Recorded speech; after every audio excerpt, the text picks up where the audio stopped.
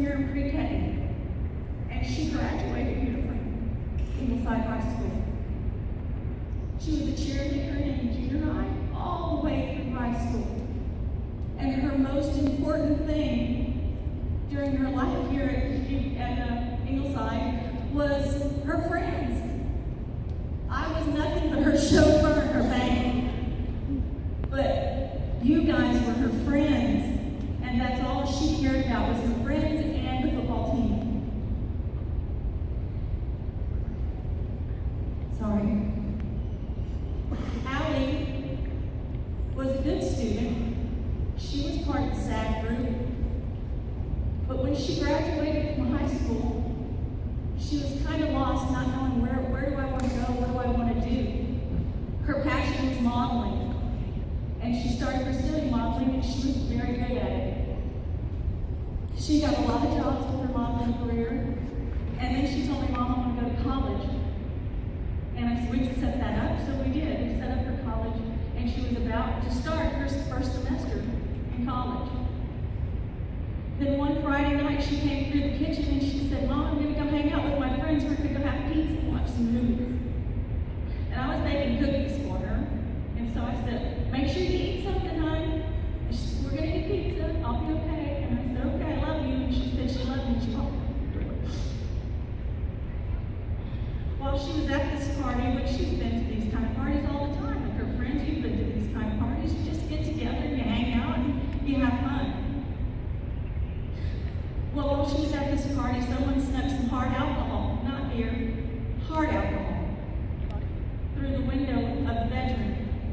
And the kids started shooting alcohol. They were taking shots, one after the other, after the other, after the other, until multiple bottles of alcohol had been consumed by just a handful of people. My daughter was about 5'9", and she weighed less than 110 pounds. She drank the equivalent of 2 bottles of hard alcohol in 1 hour. That's called binge drinking. When you drink massive amounts of alcohol in a short amount of time, that's called binge drinking, and it's a killer.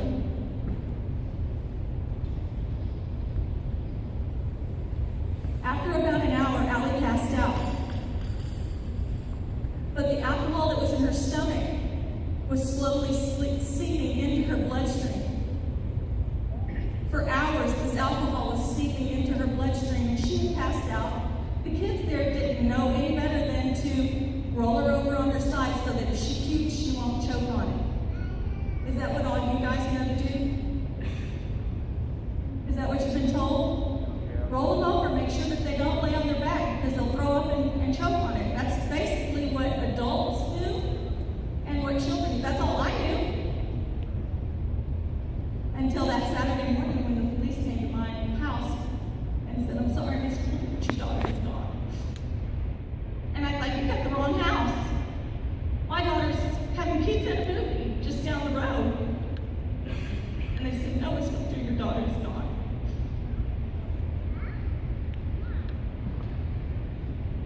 That was a lot for me to take in. I was just about to put her in college. She was in the SAG group. How could she make this choice? What was she thinking? What am I supposed to think? My daughter was a good girl.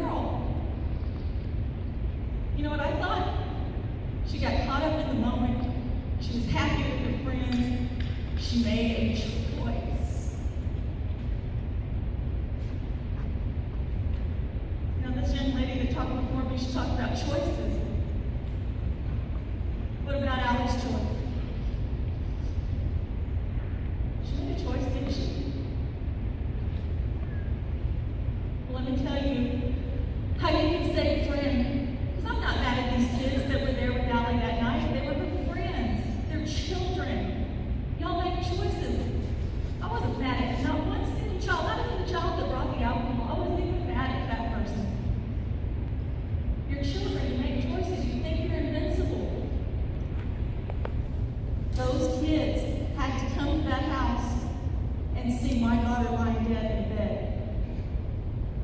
Those children had to call me and say, "I'm sorry, Mrs. Coulter. I wish we could have done something else. We didn't know any better." They didn't know any better. But I'm here to teach you today. I'm here to educate you because I love you and I don't want your parents to be wearing my shoes. She was my only daughter. She'll never get married. I'll never buy her that white dress. It's done. She's done. My life with her is done until I meet her in heaven. So listen to this if you will, please. If you find yourself making a choice to drink alcohol, realize that what's inside your stomach seeps slowly into your bloodstream. And before you know it, you will be over intoxicated. It's called alcohol overdose. Once you pass out, don't assume that your friend's going to wake up. Allie didn't wake up.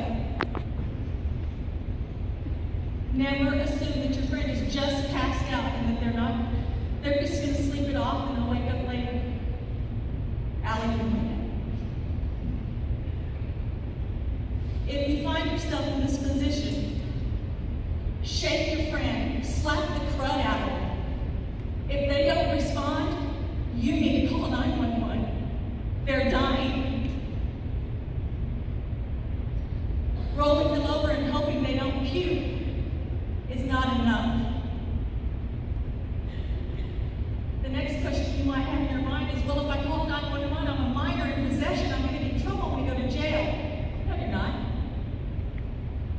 Not a whole lot of people do this. Not the adults that I spoke with, nor the children I spoke with, knew about the 911 lifeline law. You can call 911. You stay right there with your friend and you tell 911 exactly what they ingested. Whether it be synthetic marijuana, whether it be alcohol. If it's beer, it's beer. If it's hard alcohol, tell them it's Jägermeister. It's whatever it is. Tell them so that they can get the help there, because you don't want to be like those kids in that house that had to come to me and say, "I'm sorry, Miss Coulter, I should have done something else. I'm sorry it's not bringing out of that." Know that you're protected. The 911 Lifeline law gives you immunity from getting a PI. You won't get that conviction on you. It won't affect your college. It won't affect getting a scholarship. All they can do to you is give you community service. And would you much rather do community service for 30 hours in a month, or end up at the funeral home witnessing your friend in a casket? I say that I'd rather have community service. I want to leave you with a video that's very important to me. It's very impactful. I can't watch it. But I hope that I leave you with knowledge today. Number one, make sure that if you have a friend that passes out and you